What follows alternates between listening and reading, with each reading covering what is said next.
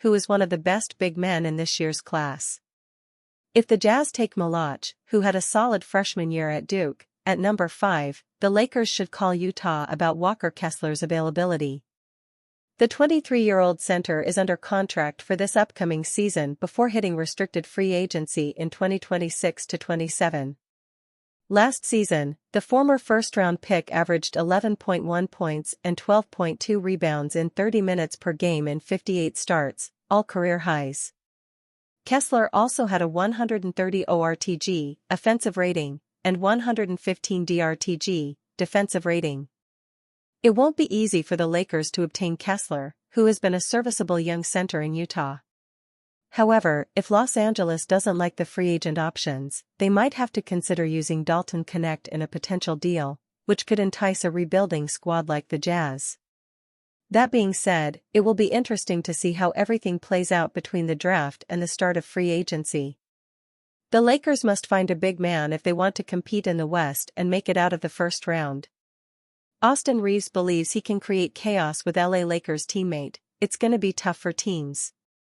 The Los Angeles Lakers will hope for a better result in the 2025-26 NBA season following a first-round exit in the 2025 postseason. Evidently, the dynamic duo of Luka Doncic and LeBron James will be key to the Los Angeles Lakers' success next season.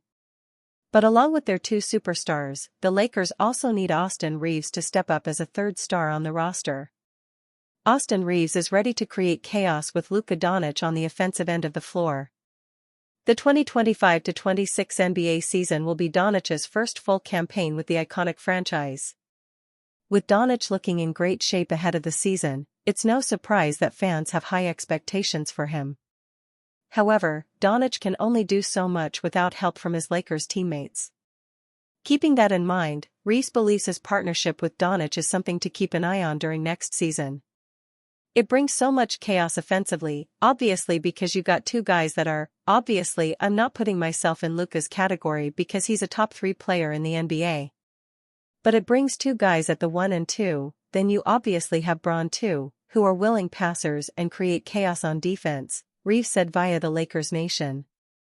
So therefore, I think it's gonna be tough for teams to stay in front of us, and I feel we can get good looks on every possession. And then defensively, we just had to lock down and just be with it mentally every possession, he added. Reaves also reflected on the Lakers' defense post the blockbuster Doncic trade. Right after the trade, I think for a month or two, I think we were a top 5 defense in the NBA. So we've shown that we can do that. We just got to continue to grow our schemes and how we want to do that, be smart with all that, the 27-year-old stated. Austin Reaves hits out at impatient people for blowing things out of proportion. Did the Lakers suffer a 4-1 humiliation at the hands of the Minnesota Timberwolves? Yes.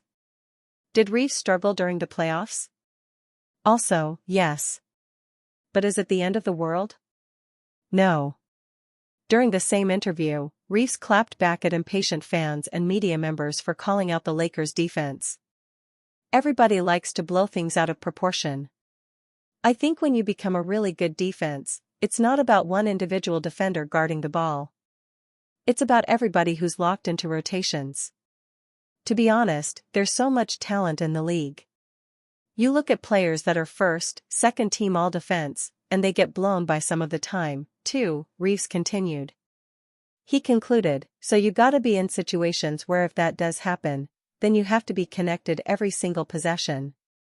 The comments felt like Reaves' subtle attempt to defend Doncic's critics, who believe that the former Dallas Mavericks star is an abysmal defender. Reaves also praised Jackson Hayes as he was utterly destroyed for his performance come playoff time. But at the end of the day, the best way to silence critics is to win the NBA championship. Can the Lakers do it in 2026? Only time will tell. Lakers star Austin Reaves makes surprise appearance with NBA free agent. Los Angeles Lakers star Austin Reaves unexpectedly appeared in a recent interview with a Sacramento Kings free agent. The 2025 NBA free agency class is considered much weaker than previous years, but there are plenty of guys on the open market who will be able to make an impact wherever they go. The Sacramento Kings, unfortunately, are on the wrong end of one of their players hitting free agency.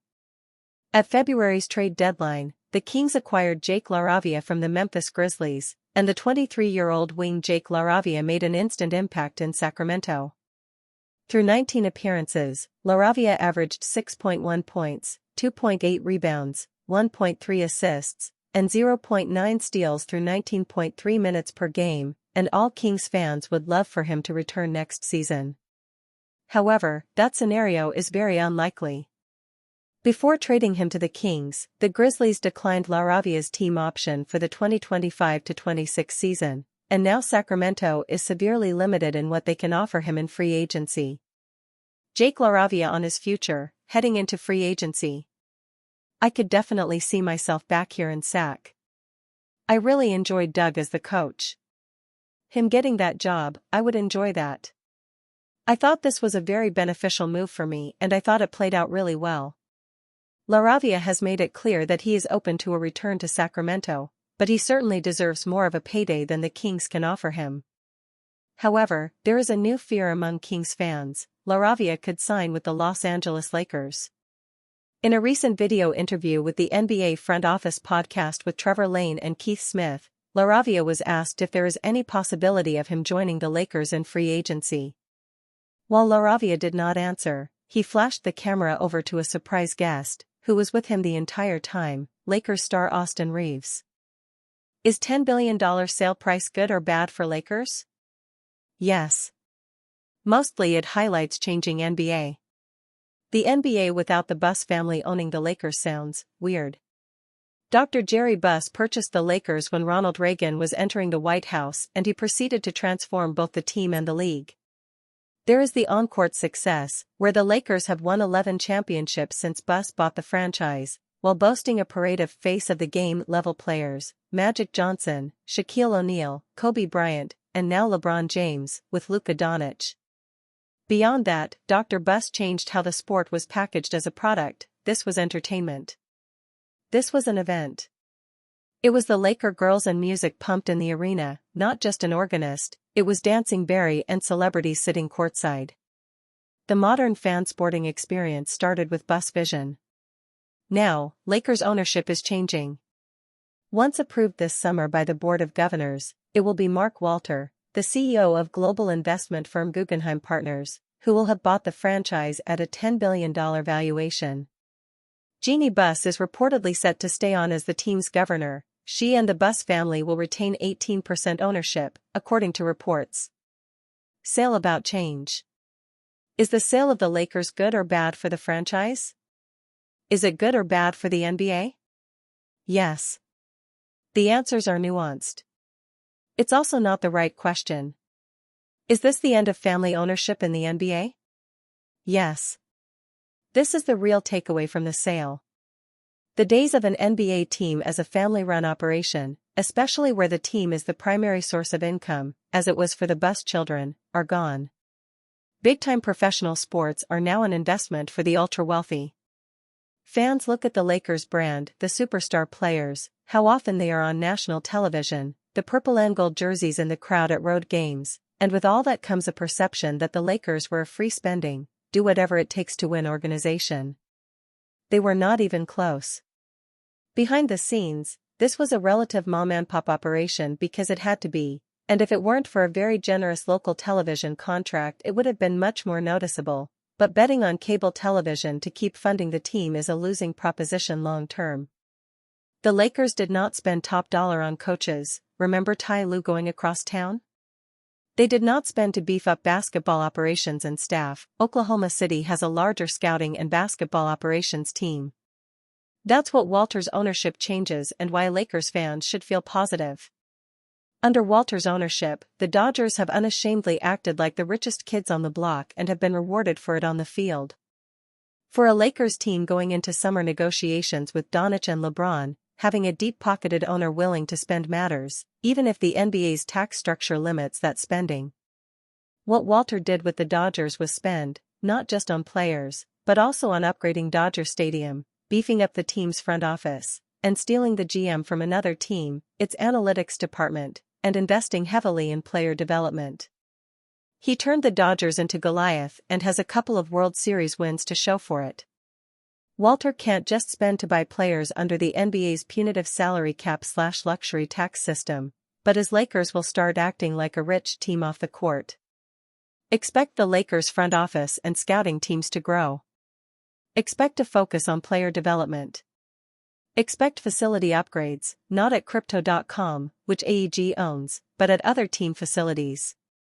The Lakers didn't act like the richest kids on the block, that other team in Los Angeles did, and around the Lakers there are a lot of little stories that highlight things. As noted at ESPN, an assistant coach was not approved to stay at the same hotel as the player he was traveling to work out with in the offseason because the room was too expensive. All that is about to change. With that, a connection between the fans and the owner is lost. Jeanie Buss will remain the team governor and in some ways the face of ownership, but Walter and his investment team will have the final say. A much more corporate entity now runs the Lakers, regardless of the face they put on it.